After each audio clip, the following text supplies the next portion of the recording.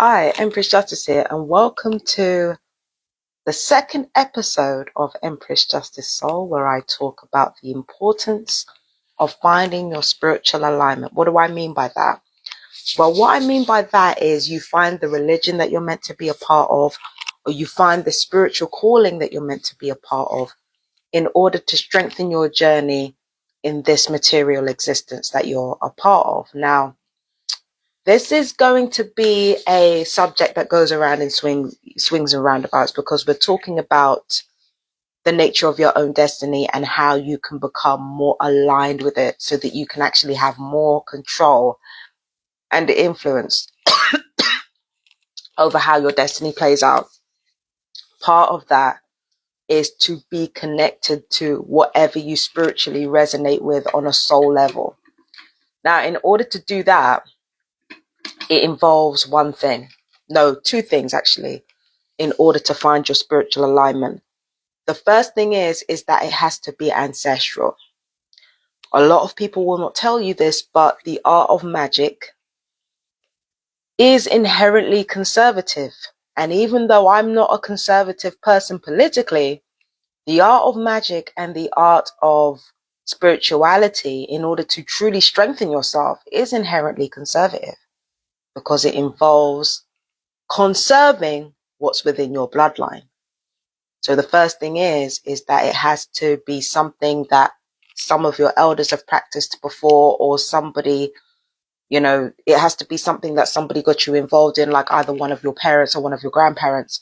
So it has to be, that's the first thing that needs to be taken into account. The second thing is actually more important than the ancestral part. The second part is that it has to bring you joy. And when I mean joy in a very real sense. Okay. So when you think about it, in order for you to actually have a strong spiritual foundation, your first religion should always be joy. Whatever religious practice that you find joy in, that should take priority. Like, let's just say, for instance, ancestrally, you belong to a Christian family, but the craft brings you joy, like in a very real sense, right? And I'm not just talking about like feeding an addiction, or like the type of joy we're talking about is the type of joy that actually makes you get up in the morning. It makes you do what you're supposed to do.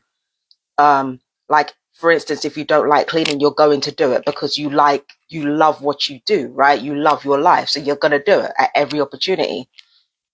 So whatever it is, that whatever religion that you are a part of, it should bring out those feelings in you. You should be filled with so much love that the things that felt like an effort or an impossibility, they feel like nothing to you, because it's just like you're filled with so much joy in your spirit and in your soul that you can just do anything, and it doesn't feel like an effort or much of an effort in comparison to how it would have been if you hadn't found your joy. So those are the two staples of the religion, of the spirituality that you're supposed to follow in order to protect yourself. Because what this essentially does, what finding your religion or finding your spiritual path ultimately does, is it protects your auric field.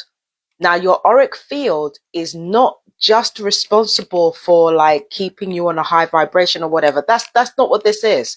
Your auric field also heals your body. That's what people don't seem to understand. Your auric field also heals your body. When your body is sick, I've explained this before, but your auric field, it has to like distance itself a little bit in order to remain strong enough to heal you. What being part of an egregore does, because that's what it's called. It's called an egregore when you're aligned with your chosen religion. When you're aligned with a particular egregore, that egregore protects your aura. So your aura is protecting your body, but your egregore is protecting your aura. So it sets off this chain of events that actually protects you from the outside in. So finding your joy and starting with whatever religion that, your joy wants to be a part of, that is essential towards protecting yourself spiritually and protecting yourself from a soul perspective. A lot of people don't do that. A lot of people get into religions out of desperation because they just want an end to their pain. A lot of people like eschew religion for the same reason, like they're looking for something, they're looking for an escape from themselves rather than coming home to themselves.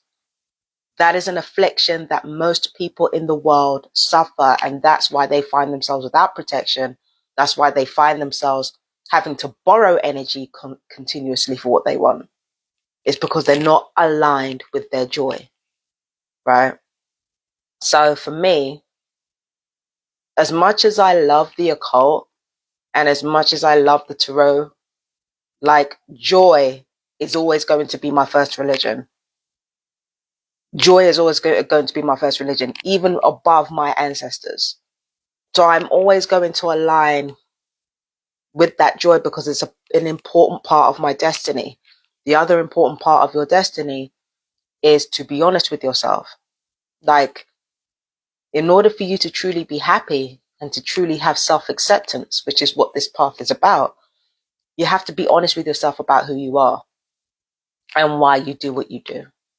A lot of people do what they do because they want to fight and they don't know how. So they join a religion or they engage in a philosophy that their anger gravitates towards.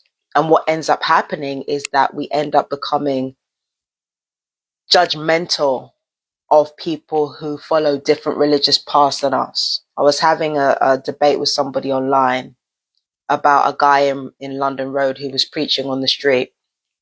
And this woman basically accosted and attacked him. And a lot of people blamed him for the fact that he was a Christian and preaching in the street. And my point is that, you know, if she was aligned with her beliefs, she wouldn't need to attack him in the street like that. She wouldn't need to do that. That man has a legal right to be there. And on top of that, he's not preaching anything violent. He's not preaching anything cruel. He's preaching the word of God, which is actually a part of his religion.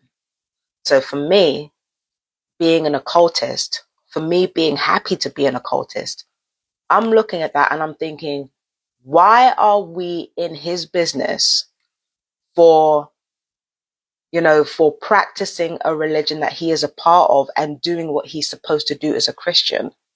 Because as a Christian, you're supposed to convert people. That's part of that's part of the conditions of your religion. You're supposed to preach the word and you're supposed to try to convert as many people as possible. That's what the Bible preaches. I think Islam wants to convert people too. The only Abrahamic faith that doesn't want to convert anybody is Judaism. Judaism does the opposite. They're all about exclusivity over there.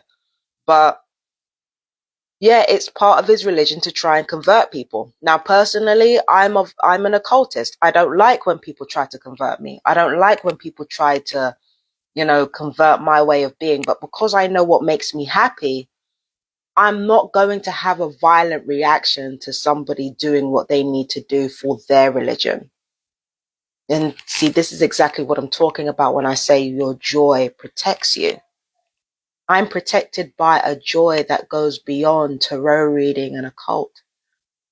I'm obeying a joy that appeals to my inner child, that appeals to who I am inside, that inner child that always wanted to play, that always wanted to explore different things. And depending on who you are, your inner child can gravitate towards different things, can gravitate towards different faiths. Some inner children like the structure and the discipline that Islam brings. Some inner children like the familial feeling that people can get from the Christian religion.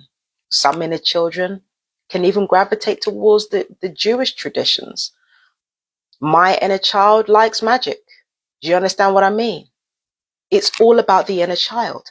And that is supposed to have the utmost authority over what religion you follow, over what craft you engage in, whether that be, magic or writing or even like plumbing. Your inner child is supposed to have that final say. How you get it done is where your adult self comes in, because your adult self adds structure to the ideas of your inner child. That's what religion is. It's adding structure to the inner child's imagination. So that is why, like, even though I don't agree with Christianity, I will defend somebody else's right to practice it, because if they find joy in that religion, then who am I to take that away from them? If I find joy in the occult, what right is it of anybody else to take that away from me? If somebody else's joy is Islam, who am I to take that away from them? Because if I try to stifle them and they try to stifle me, you're not just cutting off something that makes somebody happy. You're cutting off a very important source of protection from another person. So that's why I just don't like these days. Like, I can criticize Christianity, I can criticize the Abrahamic faiths, but when it comes to somebody performing their religion peacefully in a way that doesn't infringe on anyone else's rights, I'm going to defend that, because I'm defending joy. I am defending peace. I am defending what makes somebody happy or what makes somebody feel like they have a purpose. That is what I'm defending. I'm not defending anybody else's religion or, the main thing that I'm defending is joy. And joy as a form of protection cannot be overlooked. A lot of people think that, it's just an emotion, and emotions mean nothing. Emotions are everything. Emotions are one of the most important ingredients in forming your destiny. It's not nothing. Do you understand what I mean? So, and when it comes to that Christian guy, it was very simple for me. I got Christians in my family. I got Muslims in my family. One of the most important people in my life is Jewish. One of my parents, even though they weren't an occultist, they loved the occult. Got a kick out of it every time I talk to them about it. I'm going to defend it all because it's all in my family. It's all in my... So love is another religion of mine. So first there's joy, which should take priority, and then love comes underneath that. And I know what a lot of people are thinking. No, love should come before joy. No, joy comes before love. Joy, then love. If you are really following your path, those two things in that order it should determine what egregor you attach yourself to in order to get that protection. It should decide what religion you become a part of in order to get that protection.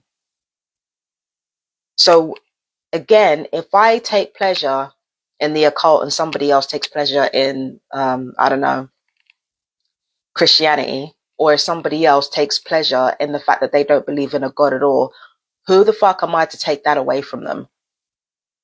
Because that's where your soul lives, in your joy, and your soul lives in your love. Like, that's where the soul lives. Why am I going to take that away from another person? And especially if they haven't done anything to me. You know what I mean? A lot of people are very much out of alignment. And that's where the anger comes in. That's where the hatred comes in. That brings me on to my second point. My second point is that if you are truly acting from a place of joy and love, then arbitrary differences like somebody's race or somebody's gender or it's not going to matter to you.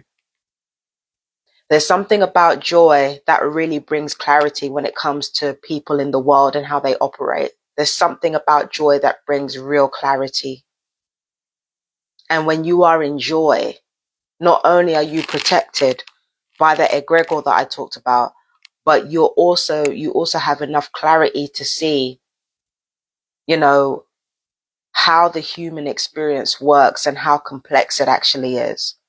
And thus, you're not going to judge somebody on their arbitrary differences the way they might even judge themselves, let alone the rest of the world.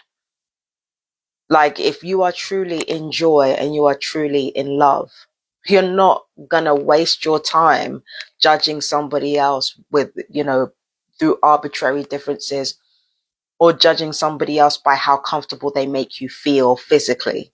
Like, you're not going to do that, because at the end of the day, you are aligned with your joy, your path, what you're supposed to be doing. Like that same preacher, I went out to Brighton and I saw preachers everywhere. They couldn't move me like that, because I know who I am and I know where my joy and my love is. They couldn't move me like that. So, it's a matter of understanding that when you have that joy and that love, you are aurically protected, and that not only affects your body, it also affects your psyche. When you are protected by a magical egregor, it affects your psyche. That's another thing that nobody talks about. It affects your psyche. It affects your mind. Now, the reason I know this is because there are so many different experiences when it comes to witchcraft. There are those who have found their lives saved by the craft, because that craft was in alignment with their joy and what they love, right? Then there are people who have found that, hold on, it's still on, yeah. Then there are those that have found themselves like literally going mad because of witchcraft. Like, somebody tried to tell me, oh, I went mad because of witchcraft. Yeah, because you did it out of revenge. You did it from anger. You engage with it from anger. You engage with it from desperation. You engage with it from a place that is not joyful and not loving. That's why what happened to you happened to you. It didn't happen the same way with me, and it didn't happen the same way with other people when it came to the craft and when it came to the occult. It didn't happen the same way with us, because we joined that like out of a need to be aligned with our joy and our love. Like, we didn't do it because we wanted to get revenge. We didn't do it because we wanted to find power. It spoke to something in us that was a lot more subtle than anger or rage or revenge. But when you joined it, it spoke to your desperation. It spoke to your need to put an armor on to face the world with. And that's why it ultimately turned on you.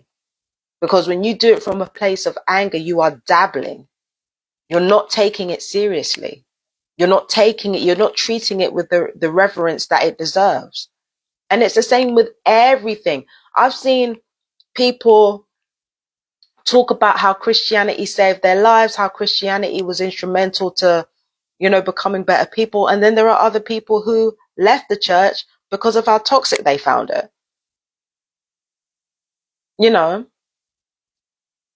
Because, at the end of the day, those who join Christianity under duress, or because, again, they were looking for revenge, didn't know how to get it, so they joined the church. Out of alignment. That's it. Sorry. It's out of alignment. That's exactly what I'm saying. All these horror stories you hear of people leaving the church or leaving any religion or leaving any craft, it's usually down to two things. Either one, the people within that environment, within the particular environment that they were in, were toxic as fuck. Second thing is, they were not aligned with their joy when they joined these religions or these cults. They were not aligned with their joy. They were not aligned with their love. They were aligned with something else, something outside them that took them out of alignment with their destiny. So that's why you've got so many different stories that are not clear cut when it comes to this shit. I said that Magick is inherently conservative, and it kind of is, right? Because you're talking about ancestry too. At the same time, right? People want it to be as simple as, if you join one set of ideals on one side, then that's all it takes. No. Like, we all want the world to be a better place. We all want to feel happy. We all want to feel love. When we put that first, it looks like different things to different people. And the problem with us is that because we're not putting our joy and love first, we want things to be simple. We want it to be like, not only how we want the world to be, but the way we get there, it has to be the way that we want it to happen too. It's not enough that we should have a better world where people are housed or people are not stabbed in the street. It's not enough to have that. It has to be the way we want it as well. That lets me know that you are not believing what you are believing because you're in alignment. You're doing it out of anger. You're doing it out of spite. You're doing it because you need to be right about something. Because why would you why would you feel that joy and love and encouraging more of that in the world has a straight line? Why would you ever think that if you were truly aligned with your egregor? Nobody who's aligned with their egregor like that is looking at arbitrary differences or thinking to themselves, not only do I want what I want, I have to get it in the way that I want it. Nobody who is aligned thinks this way. Nobody. Like I said, when you're aligned with your egregor, when you're aligned with your true beliefs, based on what you love and based on what you're happy in, you protect yourself, and ultimately you protect everybody else around you. Because what are you doing? In living your joy and living in what you love and then going on to share that with other people, you're forming the world to be a better place. What happens when you form the world to be a better place? It inspires people to use their craft and their gifts and their interests to do the same. It's a knock-on effect. Like, for example, there was one person I was debating with that talked about, oh, these people are both acting like children. We need to focus on getting kids, not being stabbed, and, focus on the homeless being fed. First of all, the Samaritans, the Salvation Army has been open for how long? And they've been dedicated towards helping people in need. Christian Foundation.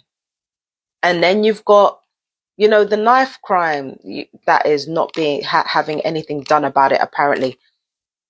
That was a direct result of government funding, of lack of government funding, because I've been around anti-knife crime campaigns. One of them being led by Christians. And some of those Christians didn't get there because of their families. Some of those Christians got there because they were preached to by people like that man on the street who was preaching over here in Brighton. So it's one of those things where, like, again, when you're truly aligned, you start to understand these things. You start to understand that if you want a better world, there is more than one way to get there. Even if you're a Christian, you understand that as a Christian, it says in the Bible, there are many ways to my Father's house. Any Christian that does not understand this, you're practicing for the wrong reasons. You're practicing for the wrong reasons. So that is another aspect of following your joy and following your love, is that egregor's path. You're protecting yourself, and also you're protecting other people. And also, not only are you healed physically in subtle ways, but you're healed psychologically in bigger ways too. So yeah, that is following your path. So to recap, to summarize, the first thing is that you have to go where your joy goes. You have to go where your love goes. And that is with religion. That is with what you do with your life. Because once you follow that, your sense of purpose becomes easier, right? And I said during this video that finding your spiritual center from that joy and from that love is the most important thing you will find. And it's important for anybody. So that's the second thing. Third thing is, before you even get to the joy and the love thing, you've got to be honest with yourself. It takes self-awareness and self-honesty. What was that little flicker of happiness like? What religion or what philosophy brought out that little flicker of happiness in me? Like, do I need to follow that? Maybe I need to follow that. Right? So, let me go back. One, self-awareness and total honesty with yourself. What gives you that little flicker of happiness and love? Second of all, finding it and following it. Also, bonus points if that joy that you have is the same thing that your ancestors took joy in, right? Number 3 is to find a spiritual philosophy or even an anti-spiritual philosophy or a religion that aligns with that joy and that love. What that does is it protects your aura. That's what a lot of people don't get. It protects your aura in ways that just visualization exercises don't. Okay? And number 4, when you find your joy and your love, when you truly live in that, the results will be clear from the way you live your life.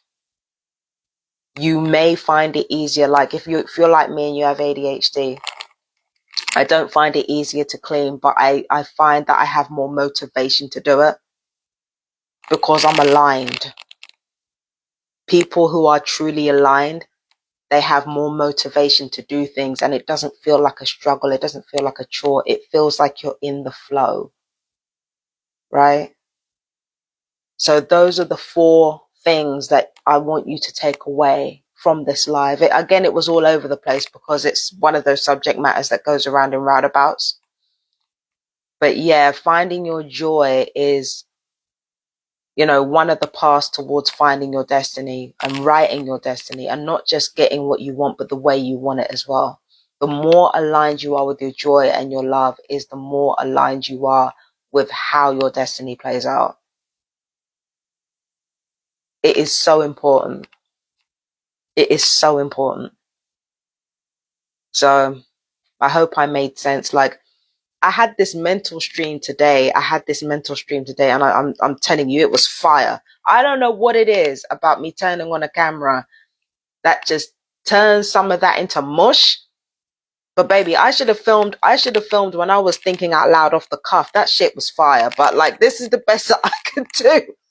This is the best that I could do. All right. But yeah, that was episode 2 of Empress Justice Soul. Finding your spiritual path through joy. Yeah, that's going to be the title of the video. So, peace and blessings. Oh, hold on. There's something else I forgot. I know there's something else I forgot. My mind does this thing. Yeah. Anyway, I think that's it actually. So I'm going to leave it here. I'm sure I'm going to remember as soon as I turn the camera off, which is lovely. But I hope you have a good rest of your day. All the other signs are coming up on TikTok, so don't worry about it. Peace and blessings. I love you guys. Bye bye, my darlings.